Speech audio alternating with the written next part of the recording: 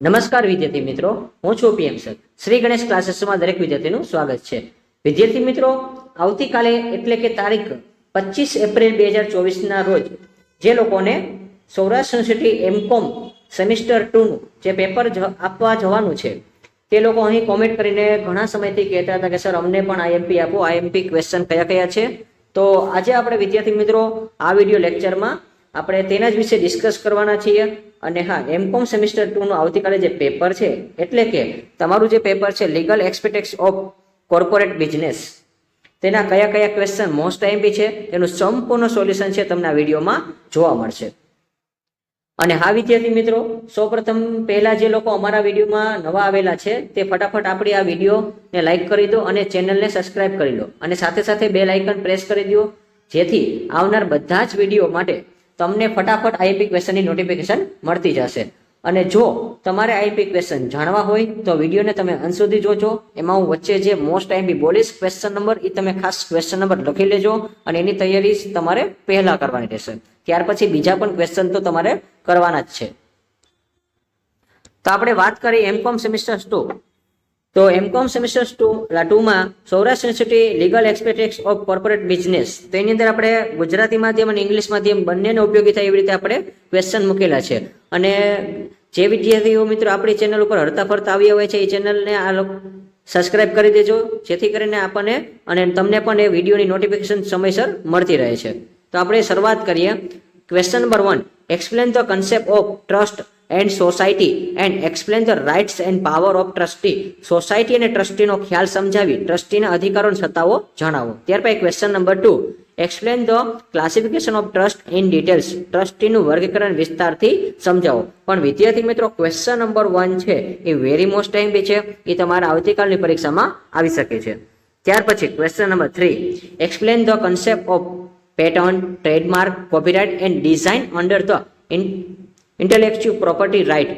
બૌદ્ધિક સંપાદન હેઠળ પેટર્ન, ટ્રેડમાર્ક, કોપીરાઇટ અને ડિઝાઇનના ખ્યાલ સમજાવો. તો ક્વેશ્ચન નંબર 3 પણ છે એ પણ મોસ્ટ આઈએમપી છે, તમારી પરીક્ષામાં આવી શકે છે. ત્યાર પછી question number 4, explain the anti competitive agreement and abuse of dominate position under the competitive act. પ્રતિયોગિતા ધારા હેઠળ પ્રતિયોગિતા વિરુદ્ધ સમજૂતીઓ અને પ્રધાન સ્થિતિની દુરુપયોગ વિશે સમજાવો. તો ક્વેશ્ચન નંબર 4 પણ છે એ પણ મોસ્ટ આઈએમપી રહેશે. ત્યાર પછી question number 5, explain the details consumer redressal forum is 3-tier redressal agency.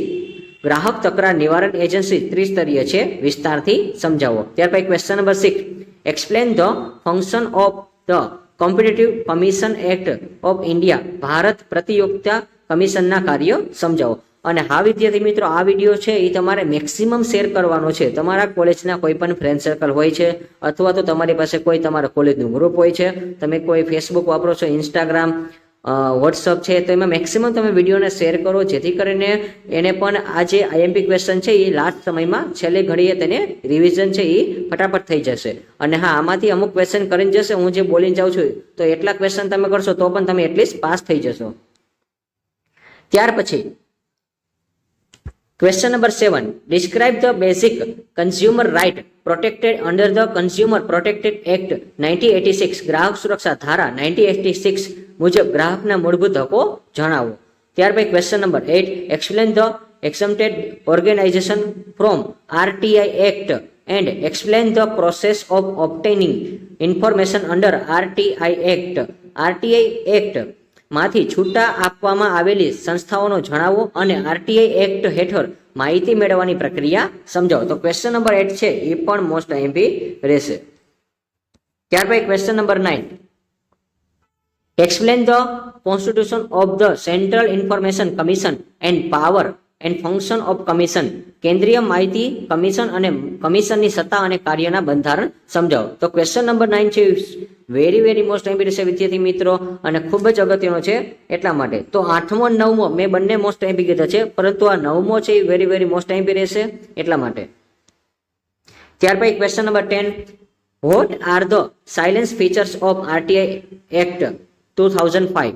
Explain in details. માહિતી અધિકારની ધારા 2005ના મુખ્ય લક્ષણો વિસ્તારથી સમજાવો. ત્યાર પછી question number 11, explain the request for obtaining information and disposal of request under right to information act 2005. માહિતી અધિકાર ધારા 2005 અન્વયે માહિતી મેળવવા માટેની વિનંતી અને વિનંતીનો નિકાલ ટૂંકમાં સમજાવો. ત્યાર પછી question number 12, explain the briefly power and function of commission under right to information act 2005. માહિતી અધિકારી ધારો 2005 અન્વયે પંચની સત્તાઓ અને કાર્યો ટૂંકમાં સમજાવો. તો ક્વેશ્ચન નંબર 12 છે એ પણ વેરી મોસ્ટ આઈએમપી રહેશે. તો વિદ્યાર્થી મિત્રો, અત્યારે આ જે ક્વેશ્ચન આપું છું એ તમારે ખાસ નોટિસ કરવાના છે અને હું જે બોલું છું એ વધારે તમે તૈયારી કરીને જજો. પરંતુ હા, બીજા પણ જે ક્વેશ્ચન નથી બોલતો એ પણ તમારે એકવાર જોઈને જવાના રહેશે.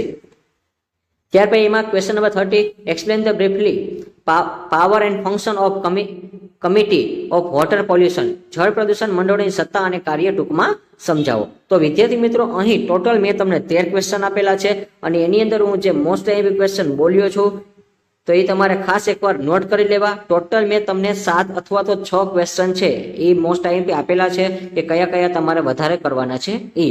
અને હા વિદ્યાર્થી મિત્રો, વિડીયોને મેક્સિમમ તમે શેર કરો. અને ઘણા બધા વિદ્યાર્થીઓ મિત્રો છે આપણા યુટ્યુબમાં આવીને ખાલી આપણા વિડીયો જ જોવે છે, પરંતુ આપણી ચેનલને સબસ્ક્રાઇબ નથી કરતા. તો મારી એની ખાસ એક નમ્ર વિનંતી છે કે તમે ચેનલને સબસ્ક્રાઇબ કરી દો, જેથી કરીને આવનાર કોમર્સને લગતી તમામ અપડેટ તમને આ વિડીયોમાં તમને આ ચેનલ ઉપર જોવા મળશે. અને હા, અમારા પાછલા વર્ષના પણ તમારે રેકોર્ડ જોઈ લેવા. એમાં પણ અમારા જે આઈએમપી ક્વેશ્ચન આપેલા છે એ ઘણા બધા વિદ્યાર્થીને યુઝફુલ થયા છે અને ઉપયોગી છે. અને એટલા માટે હું કહું છું કે આ ચેનલને તમે સબસ્ક્રાઇબ કરી દો, જેથી કરીને કોમર્સને લગતી તમામ માહિતી છે એ તમને મળી જશે. અને ત્યાર પછી આપણે વાત કરી તો તમારે વિદ્યાર્થી મિત્રો આમાં શોર્ટ નોટ 110% પૂછાવાની છે. અને જે શોર્ટ નોટ હું તમને કહું છું એ જ તમે કરીને જજો તો પણ ચાલશે. તો આપણે સ્ટેપ બાય સ્ટેપ જોતા જઈએ. Carbon credit. તો કાર્બન ક્રેડિટ ટૂંકનોંધ છે એ પણ તમારે અગત્યની છે. એટલે પેલી જે શોર્ટ નોટ છે એ તમારે ખાસ કરીને જવાની છે. ત્યાર પછી ક્વેશ્ચન એની અંદર short note 2, environment protection act 1986, પર્યાવરણ સુરક્ષા ધારો 1986 મુજબ. ત્યાર પછી સેન્ટ્રલ પોલ્યુશન કંટ્રોલ બોર્ડ, કેન્દ્રીય પ્રદૂષણ નિયંત્રણ બોર્ડ. તો ક્વેશ્ચન નંબર 3 છે એ પણ મોસ્ટ આઈએમપી રહેશે. ત્યાર પછી ક્વેશ્ચન નંબર 4 એની અંદર જે શોર્ટ નોટમાં છે power of air pollution control board, હવા પ્રદૂષણ બોર્ડની સત્તાઓ જણાવો. અને ત્યાર પછી પ્રિન્ટ મિસ્ટેક છે નેશનલ ગ્રીન ટ્રિબ્યુનલ. તો નેશનલ ગ્રીન ટ્રિબ્યુનલ છે એ આવતીકાલે પેપરમાં તમારે જોવા મળશે. તો નંબર 4 2 વાર છે. તો નેશનલ ગ્રીન ટ્રિબ્યુનલ છે એ વેરી મોસ્ટ આઈએમપી રહેશે. એ તમારે કાલે પરીક્ષામાં આવી શકે છે. અને ત્યાર પછી બાયોલોજીકલ ડાયવર્સિટી, જૈવિક વિવિધતા, એ પણ તમારે અગત્યનું રહી છે. એટલે ટોટલ મેં તમને 6 શોર્ટ નોટ આપેલી છે અને એ 6 માંથી હું બોલી ગયો છું હજી એકવાર. કાર્બન ક્રેડિટ એ મોસ્ટ આઈએમપી રહેશે. ત્યાર પછી ક્વેશ્ચન નંબર એની અંદર 3 છે સેન્ટ્રલ પોલ્યુશન કંટ્રોલ બોર્ડ, કેન્દ્રીય પ્રદૂષણ નિયંત્રણ બોર્ડ, એ મોસ્ટ આઈએમપી છે. અને નેશનલ ગ્રીન ટ્રિબ્યુનલ એ પણ અગત્યનું રહે છે. તો આ ટોટલ મેં તમને 3 આપેલી છે, એ 3 તમારે ખાસ કરવાની છે. બાકીની પણ 3 એવું લાગતું હોય તો તમારે ટાઈમ હોય તો તમારે જોઈ લેવાનું છે. અહીંયા મેં જે આઈએમપી આપેલો છે વિદ્યાર્થી મિત્રો એ મુજબ તમારે કરીને જવાનું છે. જો હું તમને કહું છું એ પ્રમાણે તમે કરીને જશો તો ડેફિનેટલી હું તમને શ્યોર ખાતરી આપું છું તમે આરામથી પાસ થઈ જશો અને તમારું પેપર છે એ ખૂબ જ સરસ જશે. અને આ વિદ્યાર્થી મિત્રો, તમે જ્યારે પરીક્ષા દેવા જાઓ છો તો તમારે પહેલા એવા ક્વેશ્ચન બોલવાના કે તમારે જોઈ લેવાના કે હું જે બોલ્યો છું એ ક્વેશ્ચન એમાં આવી જાય છે. અને હા, તમારા પેપરમાં એ ક્વેશ્ચન માર્ક હોય છે તો એ તમારે ટીક આઉટ કરવાના. અને હા, ત્યાર પછી પેપર દઈને આવો ત્યારે કોમેન્ટમાં તમારે જણાવવાનું છે કે પીએમ સરનું તુફાન હિટ છે. એટલે જેથી કરીને અમને પણ મોટિવેશન મળે છે. તો ખાસ વિદ્યાર્થી મિત્રો ભૂલતા નહીં, તમે જ્યારે પેપર દઈને આવો છો એકવાર જોઈ લેવાનું. અને હા, આપણા જો ક્વેશ્ચન હોય તો તમારે કોમેન્ટમાં જણાવવાનું પીએમ સરનું તુફાન હિટ છે. અને આ વિદ્યાર્થી મિત્રો, આવી જ રીતે આપણે નવા વિડીયોના નવા ટોપિક સાથે મળતા રહેશું. ત્યાં સુધી આવજો.